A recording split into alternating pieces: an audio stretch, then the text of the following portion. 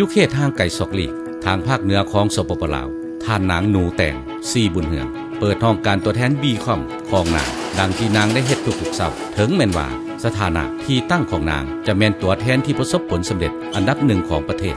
จะเฮ็ดวิธีใดนะก่อนสิเป็นตัวแทนใดของธนาคารใดเนาะก็คิดอยู่ว่าจะต้องมีอุปกรณ์อย่างใดแต่ที่จริงแล้วความรู้สึกของเขาเองเนาะ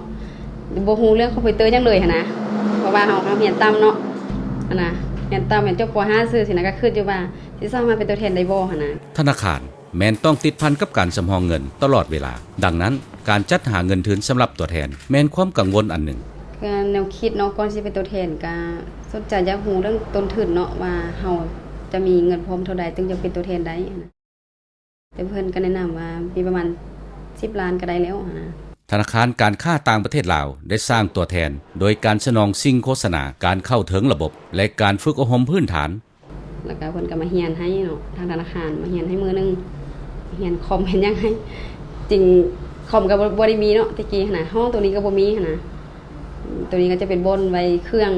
เพื่อการบริการลูกค้าธนาคารการค้าต่างประเทศลาวได้ช่วยเหลือตัวแทนของเขาเจ้าเป็นอย่างดีและได้เน้นความสำคัญถึงโอกาสของตัวแทนที่จะได้สร้างธุรกิจของพวกเขาผ่านความเสมอต้นเสมอปลายและการยืดเวลาเฮ็ดเวียกของพวกเขาและการใส่ใจโฆษณาส่งเสริมตัวเองก็ย้อนว่า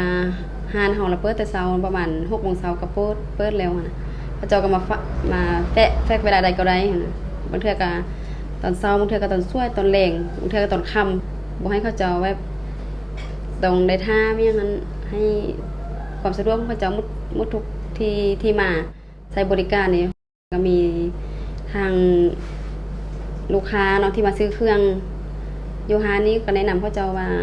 ให้มาใช้บริการแล้วก็ทางในบ้านเพิ่นได้เนาะทางก็จะตั้งเพิ่นได้เพิ่นช่วยเบาช่วยแบบให้มาโอนเงินนำตัวแทนมีคำพวกเฮาเพราะว่ามีความ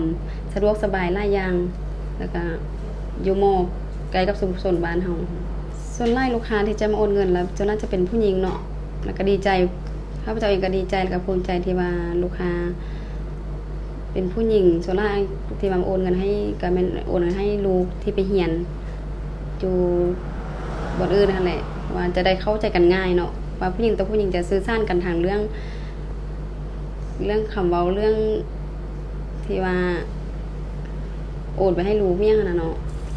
สิ่งกระตุ้นสำหรับการเป็นตัวแทนบ่แม่นเพียงแต่ด้านรายรับเท่านั้นมันนำไปสู่การเฮ็ดให้ตัวแทนได้รับบทบาทเป็นศูนย์กลางของชุมชนที่ให้ความเชื่อถือและไว้วางใจการเกี่ยวพันกับชื่อองค์กรขนาดใหญ่ยังสามารถสร้างความโดดเด่นและส่งเสริมธุรกิจที่มีอยู่ของพวกเขาได้นำอีกส่วนเรื่องเนาะผลประโยชน์หรือว่าเรื่องเงินเรื่องค่าธรรมเนียมเนาะที่ว่าได้มาก็ส่วนหนึ่งที่ว่าสามารถที่จะเฮ็ดให้ชีวิตของครอบครัวดีขึ้นเนาะแต่ว่าส่วนหนึ่งสรุปลึกแล้วก็เป็นเรื่องของจิตใจที่เฮาได้จากประชาชนที่มาใช้บริการ